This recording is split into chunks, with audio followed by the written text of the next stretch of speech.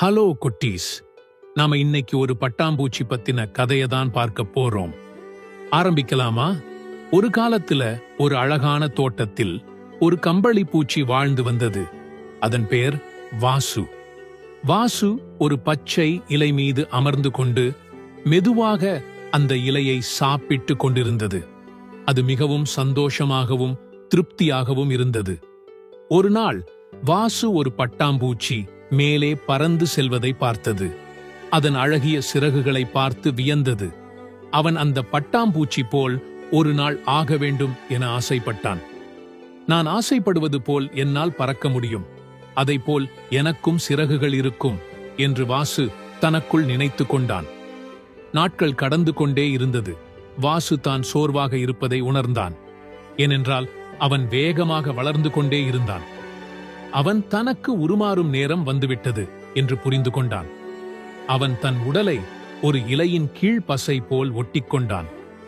அதன் பிறகு அவன் மேலிருக்கும் தோலை பிரித்து கீழே போட்டு தனக்குள் இருக்கும் வேறு தோலால் ஒரு பச்சை நிற கூடை உருவாக்கினான். அவன் அதற்குள் தங்கிக் கொண்டு மிகப்பெரிய அதிசயம் நடப்பதற்காக காத்திருந்தான்.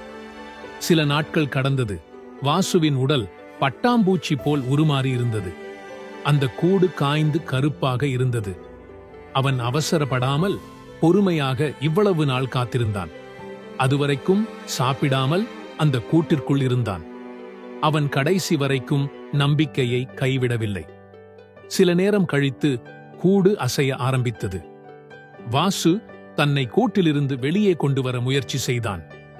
அவன் வெளியில் வர முடியாமல் மிகவும் கஷ்டப்பட்டான். அந்த கஷ்டத்தை தாங்கும் மன வலிமை வாசுவிற்கு இருந்தது. அவன் இந்த வலியை தாங்கினால்தான் பட்டாம்பூச்சியாக மாறிய பின்னர் பறப்பதற்கு வலிமை கிடைக்கும் என்பதை உணர்ந்தான். திடீரென அந்த கூடு விரிசல் விழுந்து வாசு மெதுவாக வெளியில் வந்தது. அவன் பழைய மாதிரி இல்லாமல் புதிய தோற்றத்தில் உருமாறி பட்டாம்பூச்சியாக இருந்தான். அவனுடைய சிறகுகள் மென்மையாகவும் சிறியதாகவும் இருந்தது. அவன் மிகவும் பலவீனமாக காணப்பட்டான். ஆனால் சில நிமிடங்கள் கழித்து அவனுடைய சிறகுகள் விரிந்தது. சூரிய வெளிச்சம் அவனுடைய சிறகுகள் மீது விழுந்தது. வாசு சில நேரம் பொறுமையாக இருந்தான். அதன் பிறகு அந்த சிறகுகள் வலிமையானது. அவனுடைய சிறகுகளை அசைத்து அந்த தோட்டத்தில் அழகிய பட்டாம்பூச்சியாக மேலே பறந்து சென்றான். வாசு கூட்டிலிருந்து வெளியே வரும் கஷ்டம்தான் அவனை பறந்து செல்வதற்கு வலிமையாக்கியது என்பதை புரிந்து கொண்டான். கதையின் நீதி என்னவென்றால், சில நேரங்களில் சவால்களும் கஷ்டங்களும் நாம் வலிமையாக மாறுவதற்கும் நம்முடைய முழு ஆற்றலை வெளிக்கொண்டு வருவதற்கும் உதவும். பொறுமையும் விடாமுயற்சியும் நம்மை கண்டிப்பாக வெற்றி அடைய செய்யும்.